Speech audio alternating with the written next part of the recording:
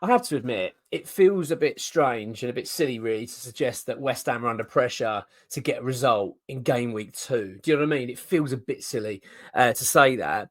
But I think the circumstances of the fact that we've got Manchester City next at home, which is going to be obviously a very tough encounter, and then we've got an international break. The fact is, if we were to lose against Crystal Palace this weekend, making it then say lose to City, that'd be 3 games in the Premier League that we've then lost. But pretty much would be rooted down the bottom of the league, and you just know what the narrative will be from the media. It'll all be, David Moyes stuff. We told you so. It's just not worth thinking about. So actually, dare I say it, this is actually an important game. We do need to get a result, and also we want to get our season up and running. Losing to Aston Villa on the first game of the season, all right, it wasn't exactly horrendous, and it wasn't not to be expected in a way because of how good obviously Villa are at the moment, and the fact is we've got this new side, new head coach, etc. But you do want to start seeing us get our season up and running, and also, of course, sort of push away that narrative from the media. So this is actually an important game, and we want to see our season kick on, don't we? Now we want to get up and running, and it will do well for the everybody involved with the football club, the players, obviously the new head coach, the fans, just to get a decent result. But of course, it's not going to be easy. London derby, Crystal Palace, tough game, of course, as always. I mean, I think we've fared relatively okay at Selhurst Park over the years. Of course, we didn't last season, but over the years we tend to have been okay there. We've got results here and there. So, I mean, it's their first home game of the season though, so it's expected to be quite a lively atmosphere. Of course, they are in the same boat as us. They lost their first game against Brentford last weekend. We'll come to that in a minute. That game, and obviously the goal that was ruled out. But so they're going to be in the same mindset as us in a sense, because they want to get their season up and running, and they will no doubt see this as a game and think we can probably get something here against West Ham. They're still finding their feet, and it's probably not a bad time to be playing them. So it's going to be an interesting encounter, I think, to say the least, actually. Before we go to West Ham, as always, let's talk about the opposition first. Crystal Palace. I feel a bit puzzled by Crystal Palace at the moment. I've got a couple of friends, Crystal Palace fans, actually, and last season it felt like they'd had enough of this kind of treading water approach that they've been having now for quite some time, where they just seem to be quite content of staying up, but not really any real push to challenge for, say, the European places. And it felt like it reached boiling point a little bit last season. The fans just had enough. Obviously, they then got rid of Roy Hodgson. They felt like they weren't going anywhere. And then they brought in Glasner. They've made those changes that the fans wanted to see. And let's be frank, their form towards the end of last season was outstanding. I mean, not just the fact they were getting results, it's the way they were playing. They were doing it in style. I've got to be honest. I think, well, I know for a fact that the Palace fans were buzzing and feeling this is it at last. We're going to start actually having some excitement to be excited about. And fair play. We know that as fans, that's what you want in it. You want to see some ambition, like we have this summer. We've seen the club put their hands in their pocket and go, look, we're going to give it a real go. So I was really actually pleased for Crystal Palace, and I expected them to be a club, and they could well still be a club that are going to be challenging for Europe this season. But it does feel like the wheels have come off quite quickly, doesn't it, with how things are shaping up for them in the transfer market. Obviously, Mark Gay looks quite odds on, I think, to be going to Newcastle. I don't know whether it's going to affect it this weekend. The suggestion it will, but that's not a fact. And to be also knowing the player, from what I understand of him, I don't know him, but from what I've seen of him on interviews, etc., and his loyalty to Crystal Palace, I don't think if he's available, I think he'd play. Do you know what I mean? He doesn't strike me as the type of guy, no, I'm not going to play. So it's hard to say whether he's actually going to be available or not. But my gut feeling is he's leaving the club and going to Newcastle. I think it just feels like there were writings on the wall with that one inevitably. I think they've put in 3 bids now. Yes, they've been rejected. And yes, the Crystal Palace have said, look, it's nowhere near what we want at the moment. But you just get that feeling. Do you know what? I don't think Newcastle are going to give up on it. And I think that they will somehow, they'll get there and get a deal done for the player, which would be a huge, huge loss. So Crystal Palace, of course, have already lost Elise this summer, gone to Barcelona, Bayern Munich even. It's painful. We've experienced it, haven't we, of late, in our recent times. Obviously, over the years we have, but obviously Declan Rice leaving for Arsenal, that was obviously a bit of a larger scale, obviously, transfer, but still, Elise, a great player and always caused us issues every time he played against us. I feel for Palace. We know what that's like to lose a player you really do not want to see go. But good luck to the player, of course. But it just felt like it sent out that wrong message. Just terrible timing, isn't it, for Crystal Palace? They must have been thinking, well, look, we're just getting going here. We just want to have a push now for that top half and really see if we can grab like maybe a Conference League place, maybe even Europa. You never know. And I just felt like, losing him for them must have been such a blow. And then, of course, Anderson, going to Fulham. I mean, obviously they're re-signing him. I think it's £30 million. I mean, look, they've got money to spend. I'm not suggesting they're just going to sit on it, but it's just not what you want, is it? If you're a Crystal Palace fan, you'd be thinking, we're supposed to be pushing on. We've got the new manager in. We wanted this new sort of adventure that it kind of feels like Parish was taking them on now once he got rid of Hodgson. It just feels like they've gone a few steps back, and now I'm not sure on them now. I'm sort of starting to think Europe, and I think it feels like it could be same old. But that, they've still got a very good coach, we've got a good manager there, and I'm sure that they'll do well. Obviously, they've still got Eze, who's an outstanding player. I'm sure it looks like they're going to keep hold of him. I mean, for their sake, I hope they do. You don't want to be losing all your best players, but losing Mark Gay is going to be a huge blow on top of Anderson. I mean, losing your centre backs is terrible. So it looks. I mean, I know that they are being linked of other players elsewhere. I know that they're making some movement there. So I know that Palace aren't going to just sit still and do nothing. But as we know now, as West Ham fans, bringing in loads of players, although exciting, there's a nervousness behind it because it takes time to settle. West Ham are going to take a while. We know that in ourselves. West Ham aren't going to be the sort of all firing all cylinders yet for a little while. It feels like, I imagine we're going to need a month or two until we really feel a bit more settled. We know our best side, etc., etc. So I just feel like for Crystal Palace, it feels like a little bit of a step back after a couple of steps forward last season towards the end of it, So I do feel for them, but they have got money to spend. And I think that's something for them and something to at least be quite excited about, that they look like they're going to go and reinvest it. Of course, they lost, as I say, they lost their first game of the season away to Brentford. I didn't watch the whole game, I've only seen the highlights of it. I actually thought they played okay. They looked all right. They had spells where they were on top of Brentford. Brentford were just more clinical, I feel. But obviously, there's that controversy with the free kick, which I feel sorry for Palace in that one, to be honest. It really was a bit harsh. Obviously, the ref blew up and has come out and since apologised. But it's a lovely free kick again from Eze. I mean, he is a stunning player. Obviously, that's cushioning the blow. Them keeping Eze is massive.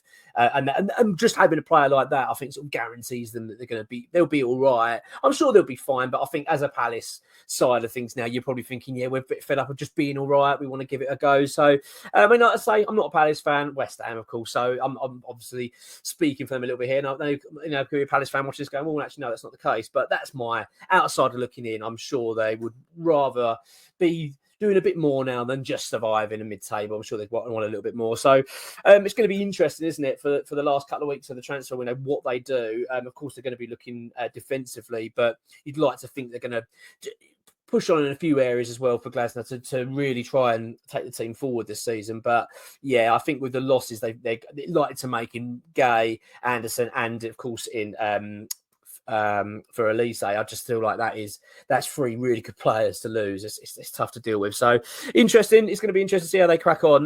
Let's go on to West Ham though now. Obviously, being a West Ham channel, it's time to talk about West Ham. It's a big game for us, really. As I've said, we don't want to be in a position where we're under pressure coming in international break time. The last thing we want to be is bloody bottom of the league, 3 losses out of 3. Do you know what I mean? You just know, for a fact what the narrative's going to be in the media. You know it. I can literally put the headlines out. What it'll be, they're going to be slating the manager, saying be careful what you wish for. Stuff will come out. It'll all be that we're going to get slated. So it's really important we don't let that happen. We don't want to be having some real negativity hanging over the club at all. So this is an opportunity for West Ham really to go and get a result. And the fact is, that if they're losing Anderson, if Margate isn't playing, of course, that really does present a bit more of an opportunity for us. That's going to be a bit of a disrupted side. So I really hope we can take advantage. And of course, we've then had another week of preparation and this team playing together on the training ground on top of what we had last week as well against Villa. You know, sooner or later, you feel like things are going to start clicking and looking a bit better. And I'm confident, you know, in terms of West Ham this season. I really am. I'm not worried at all. I was expecting it to be a stuttering start and it would need a bit of patience. So it feels a bit silly me saying that, you know, we're under pressure, but it's only because of the City game next. If we were playing, say, Ipswich at home next, I'd probably be a little bit more relaxed about this, thinking that if we didn't get a result, it's not the end of the world. I'd expect us to win that. I just want to see us get those points on the board fast, to be honest. No disrespect to Ipswich, by the way. But yeah, West Ham then. Edson Alvarez is obviously the kind of the mystery situation going on with him. I don't see how he's fit for this. I really don't. From what we understand it, right, from what's coming from the club side, sort of unofficially, but, you know, going through the channels, the West Ham way, Hammers Chat, etc., is that he's not available. He's not going to make it. He's not going to be fit enough to play. I struggle with it. Someone actually pointed out, I think it was it a hamstring? Was it a tear? I'm not sure exactly how serious, but obviously it was a tear. And he picked it up in the Copa America over the summer. We know they're saying, he's returned to training. Well, the training isn't full match training. He's not playing with the first team. He's been doing training work at the ground, swimming, running, and etc., etc. So I don't see how we can go from that to playing. I just struggle to see that, and it would be a monumental risk, I think, from West Ham at this stage to be playing him. Of course, the line we got from the club originally was that he's playing after the international break, which is against Fulham away, I think on the 14th of September, if I'm rightly. So it's quite a way off. So I'm struggling to see that, and then him then being available now. That's not to say he's not. The reason, by the way, this has all come about is for a tweet from Fabrizio Romano to suggest that he was likely to be involved this weekend.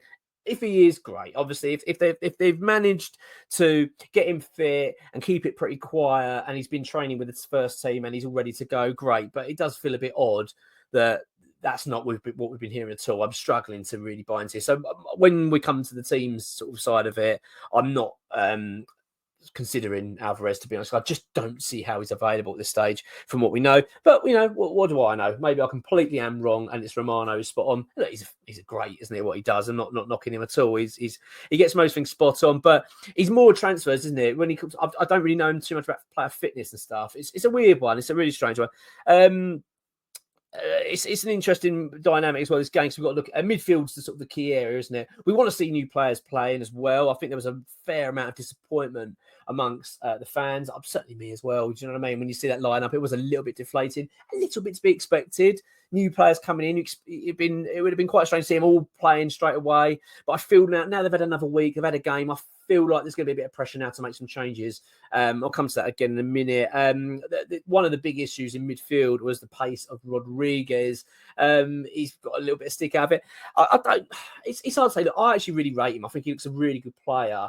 And it's hard to say because I don't think he's a player that necessarily needs to possess lots of pace. He just needs to sort of just pick up the pace in a way. Do you know what I mean? It's not as if he needs to be sprinting around the pitch. He just needs to be a bit quicker. The Premier League, of course, it's fast, isn't it? It's much faster than most leagues. You can see it just by watching games. You watch La Liga, you watch Serie A, then you watch the Premier League. It's more intense, and I just get the feeling that he's just a little bit off the pace in that regard. But that, again, doesn't really worry me because that comes pretty quickly with these players. Once they've sort of settled down. We had it with Paqueta. Remember when Paqueta first played? I remember on this channel going, sorry, £50 million player, when are we going to see it? It took him a little while. Then all of a sudden, click, he got the grips with the pace of the league. Because if you remember, he used to sort of walk around, didn't he? And the players were just coming in, just nicking off of him. And he's almost like he couldn't quite get the grips of how fast the game was. So I sort of get the feeling Rodriguez is slightly following suit, that he just needs to pick up the pace of there. So I'm not really concerned about that. Striker situation as well. I mean, Mikel Antonio, of course, led the line. He started the game at least anyway against Aston Villa. I've got to be honest, a bit disappointed in him. I'm very, very disappointed in him for the goal that we conceded in the 3rd minute with Onana. It was his man and he just let him go. And it just things like that really wind me up when it comes to Mikel Antonio at times, because he does talk the good talk. And don't get me wrong, he's been a great player for us. I'm not knocking him at all. And he can still do a good job for us. But it does frustrate you, doesn't it, when you hear all this talk about about, I'm here to cement my place and I'm number one striker. Then, 3 minutes in, he's sort of walking around the pitch and letting his man go. It does wind me up a little bit, I'm going to be honest. And I found that his performance was, all right. He works hard. He huffed and puffed a bit, but that was about it. I wasn't overly impressed. So I do feel there's a change needed for this one. One thing I would say, though, right, as much as it's disappointing to lose games, we lost against Aston Villa, of course. Painful as well. It's been quite late in the game, and with Duran getting the winner, just obviously it had to happen, didn't it? When he came on, it's like he's winning it. We just knew. And of course, we could have snatched it with Thomas Souček towards the end of the game, which is obviously disappointing. But one positive I felt like, which is quite evident, was that we actually played more football than we're used to seeing under David Moyes. And by the way, this isn't a dig at David Moyes. People say, "Oh yeah, you're having a go at it." I'm not going to go at David Moyes. I'm just saying it's a different style, and I feel like we could see that style. You can see there's still work to be done. These players need to settle down, understand their roles better, and get more confident with each other, etc. But yeah, the fact is, we came away with more possession than Aston Villa. That wouldn't have happened last season. We know that. We'd have probably been more the 25-30% range at best. You know what I mean? Against Aston Villa. And whereas this game, we had, 52%, something like that, 51-52% in that game. And I actually felt that we controlled quite large portions of that game against Aston Villa. I mean, don't get me wrong, they're a side, Villa, that don't mind playing other teams sitting back and letting them play a little bit. They absorb it a little bit. But that being said, I still felt that we actually controlled quite a lot of that match and the tempo of it. So I actually think there's a lot to be encouraged about as well. Put the result aside. Do you know what I mean? So I do feel like we're probably going to see more of that. This is this Lopetegui style, and I'm excited by it. Do you know what I mean? I want to see more of it, and I really hope that this weekend we get to see us just make that next step up. Do you know what I mean? Not only see more of that style, but look a little bit more of a team that know each other and understand each other a bit better. I'm really hoping that is the case, of course.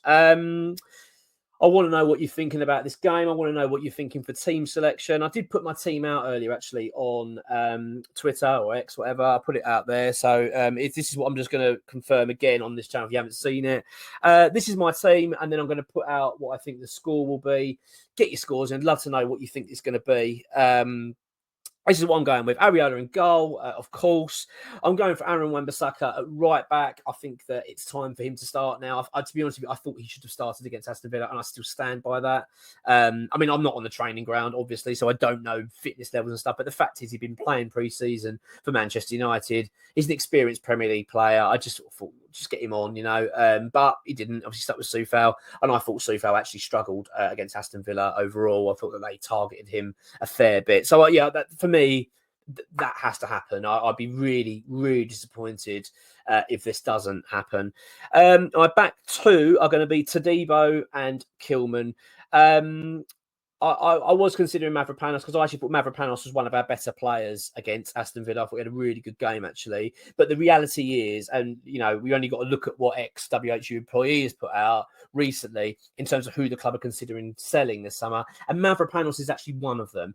We understand it, I think, from the news has been that Mavropanos doesn't want to leave. He wants to stay and fight for his place. Very commendable, great, love all that. And I actually really like him. I'd like him to stay. I've got no problem with that. But my feeling is, it's quite evident that Todibo and Kilman are considered our two first-choice centre-backs now, right? That's what we consider. I'd rather just get them playing together now then. Do you know what I mean? I appreciate it's a big change from last week. You're changing two from the back four. I'd rather just do it now. If we're going to do it, let's just do it. So my feeling is, Aaron Wan-Bissaka, Todibo, Kilman, and Emerson at left back. Because I think that's our back four now for this season. If everyone's fit, that's our back four. And the fact they're all fit and available, just let's get playing with them. Because the more they play together, even if they struggled against this game, then they'll learn from it. Do you know what I mean? We want to get on with this. And I've got to say, I thought Todibo looked good as well. I know he only came on for a short period against Aston Villa, but he looked really good. And he is the sort of signing for me at the moment, the one that I've been really I'm so thrilled we've got over the line. So I want to see him playing. I want to see him in, and I think we will. So I'm saying, as I say, just a recap then. Areola in goal, Wan-Bissaka, Todibo, Kilman, and Emerson. Midfield's the big question mark, isn't it? Because that's where we are struggling at the moment. Without Edson Alvarez, we look a little bit lost at the moment in midfield, and we are struggling. And Obviously, Rodriguez was clearly struggling with the pace of the game against Aston Villa, so that's a concern. But that being said, he does start for me. I think we've got other options at the moment for me personally. I think we need to play him, and I rate him. I think he's a good player. And again, like much I was just saying about the defence, I'd rather him just get on with it. Then, if he needs to learn the pace of the league, then let's just do it now. Then let's get him playing and keep him playing. The more he plays, the better he's going to get for the club. So I want to see Rodriguez and his partner midfield. I'm going to go for the double pivot. The two defensive-minded midfielders, and that's going to be with James Ward-Prowse. There's going to be, I can hear people saying to me now, no, Souček, you've got to play Souček. Obviously, he got us the penalty, he nearly scored the goal, equaliser against Villa. I'm pleased, I don't think I'm having a go at Souček in this, right? But with this game, I want us to defend our goal better. I really want us to be more solid. And I just feel like with Ward-Prowse, you're probably likely to have a defender a midfielder we can probably instruct him to say, look, just stay with Rodriguez, just the pair of you, just manage that midfield. I don't want to see too much attack, losing his position, because I feel like with Souček, that's what you're going to get. He wasn't really playing defensive at all against Aston Villa. He was playing quite advanced and getting into the box. Look, I know he's causing them problems. I understand that. But in a game like this, we can't afford to lose this game. So I'm actually going with James Ward-Prowse. And also, I actually like Ward-Prowse, to be honest with you. I feel like he's got a fair bit of criticism, but I actually think he's been decent overall. I think he works hard. And he's not, don't get me wrong, he's not a world beater for us. I understand that. But I still want to see him perform and play well for us. So I think I'd like to. Also, as well, he does have that free kick. I know he has to score one. I know. But it's bound to happen sooner or later. So, yeah, for my midfield pairing is Rodriguez and Ward-Prowse. And I'd like to see it. I want to see how that operates. Then I'm going to have Bowen out on the right.